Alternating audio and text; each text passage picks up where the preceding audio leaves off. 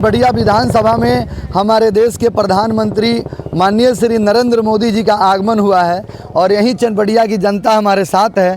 युवा लोग हैं, दो लोग हमें मिल गए हैं, तो इनसे हम जानने का प्रयास करते हैं कि मोदी जी के आने से आखिर चनपटिया को क्या सौगात मिलने वाला है। आइए हमारे साथ एक भाई हैं, इनसे बात करते हैं। क्या नाम है भैया?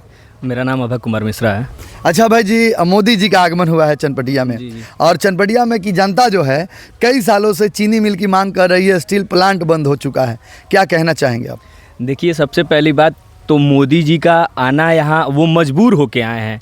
यहाँ से जनसुराज के जो प्रत्याशी हैं, और जनसुराज के प्रत्याशी नहीं, सबसे सीधी बात है कि जो इस विधानसभा के विकास की बात करेगा जनता उसके साथ है। यही मोदी जी सत्ता में थे, यही नीतीश कुमार सत्ता में थे जब हम जैसे युवा कोविड के समय में कोटा में अपनी पढ़ाई पढ़ रहे थे, और जब राजस्थान सरकार ने आदेश दिया कि जो लोग अपने अपने राज्य सभी लोग चले जाएँ, तो उत्तर प्रदेश के राज्य के लोग अपना बस भेज के मंगा लिए। लेकिन नीतीश कुमार जी सीधे बोले कि हमारे पास कोई संसाधन नहीं है। आज के युवा वो दिन भूल गए हैं, आज की महिलाएं वो दिन भूल गई हैं जब कोविड के समय में आम लोग मुंबई से, गुजरात से पैदल चल के बिहार आ रहे थे। ना रास्ते में भोजन की व्यवस्था सरकार के द्वारा की गई थी।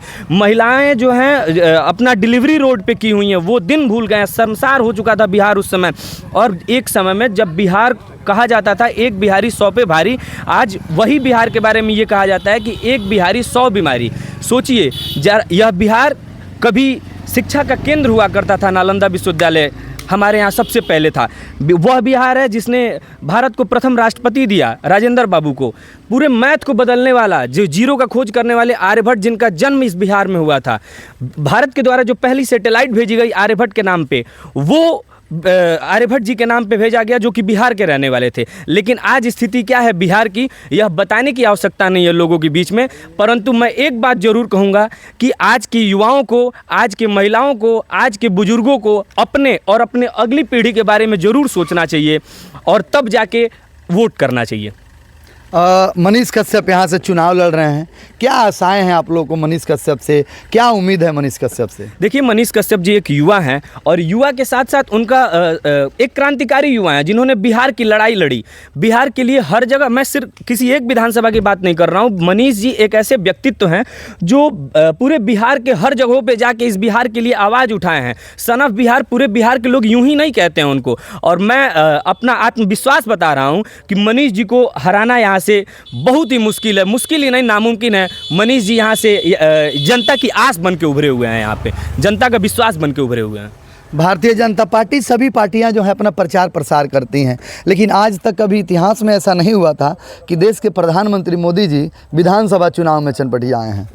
वो चूंकि जहां उनको लग रहा है कि इस बार हमारा खाता खाली हो गया, चूंकि भाजपा का कोई अस्तित्व यहाँ पे बिहार में है ही नहीं, वो अपना नया अस्तित्व बनाना चाह रहे हैं। लेकिन आप बताइए, आप एक पत्रकार हैं भैया, कि कैसा अस्तित्व बना रहे हैं कि वही मोदी जी आते हैं और झूठा वादा किए कि 1200 ट्रेन छठ और दिवाली के समय में चलेगा। 12,000 ट्रेन चलेगा। कहाँ 12,000 उन्होंने चलाया था बताए?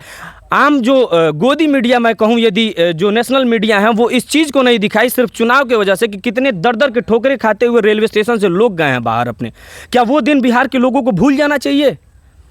क्या दिए हैं आखिर वो बिहार में, जरा ये बताइए। जब वो गुजरात जाते हैं तो गिनाते हैं कि मैं यहाँ ये फैक्ट्री दे दिया, वो दे दिया। हमारे यहाँ आने के बाद से राशन, जिस राज्य की 75% आबादी जो है वो राशन के लिए लाइन में लगी हो, उस बिहार का विकास कैसे संभव है? जरा ब्लूप्रिंट बता दें मोदी जी। सिर्फ आके बड़े बड़े आम पब्लिक क्या, उनके खुद के विधायक जो यहाँ बिहार के हैं, वो उनसे नहीं मुलाकात कर पाते हैं। वो तो एक जुमला फेंकने आते हैं, उनको जुमला फेंकने के लिए यहाँ बुलाया जाता है कि आइए आप जुमला फेंकिए, आपके चेहरे पे हम जीत जाएंगे, और जीतने के बाद फिर आपके पास हम आपके अगल बगल गाड़ी लेके चलेंगे। 10,000 रुपया जो नीतीश कुमार जी ने जीविका में सभी महिलाओं को देने का काम किया है। बहुत सारी महिलाएं कह रही हैं कि हम मोदी जी को वोट नहीं करेंगे, और बहुत सारी कह रहे हैं कि ना, हमको 10,000 मिला है तो हम वोट देंगे।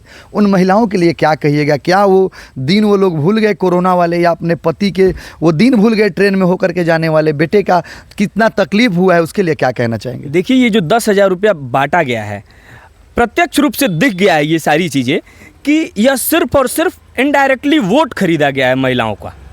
लेकिन आजकल की महिलाओं, मेरा आत्मविश्वास है कि महिला जो हैं वो, इसकल डिजिटल ज़माना हो गया है, सारी चीज़ें सब लोग देख रहे हैं। यदि महिला फिर वही गलती करेंगी तो फिर उसी तरीके से वो परेशान रहेंगी। कभी कभी ये भी दिन, कभी कभी क्या अक्सर हमारे बिहार के लोगों के साथ ये हुआ है कि उन महिलाओं के जो सुहाग हैं वो बाहर मर गए हैं, उनका डेड बॉडी नहीं आ पाया है यहाँ पे। क्या वो दिन भूल गए? लोगों को अपने बिहार में रह के रोजगार चाहिए ना साहब हमको। लोग बाहर मर जाते हैं, महिलाएं अपने पति को देख नहीं पाती हैं, उस व्यक्ति का बच्चा अपने पति को देख नहीं पाता है। ये स्थिति तो है।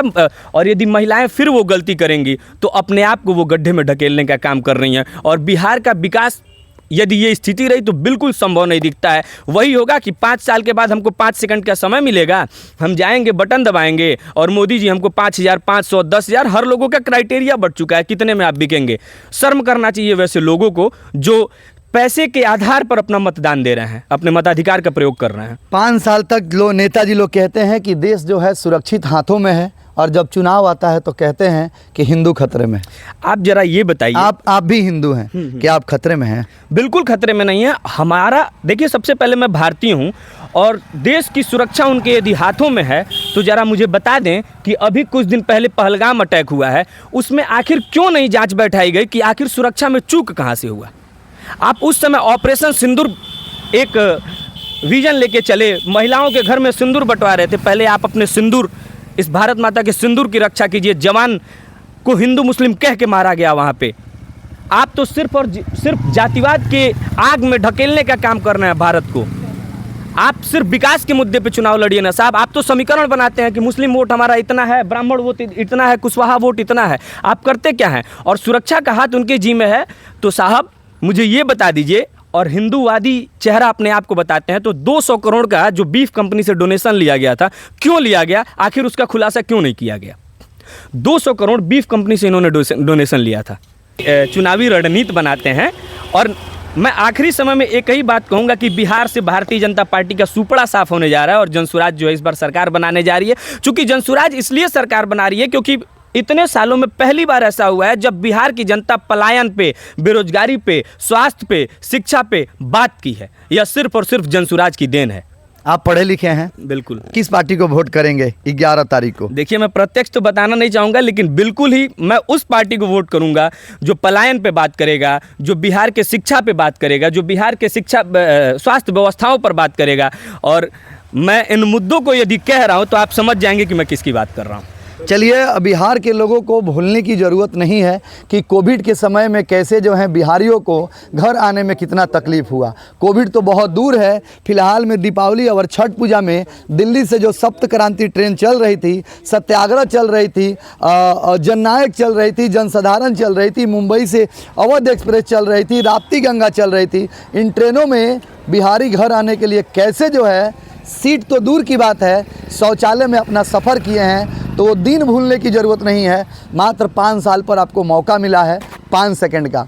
इसलिए आप अगर अपना भविष्य ख़त्म कर चुके हैं तो अपने आने वाले बच्चे का भविष्य देखकर उस पार्टी को वोट कीजिएगा जो पार्टी बिहार में शिक्षा, स्वास्थ्य और रोजगार पर बात करे। बाकी मेरा वीडियो आपको कैसा लगा कमेंट करके आप लोग अपनी राय और विचार ज़रूर दीजिए।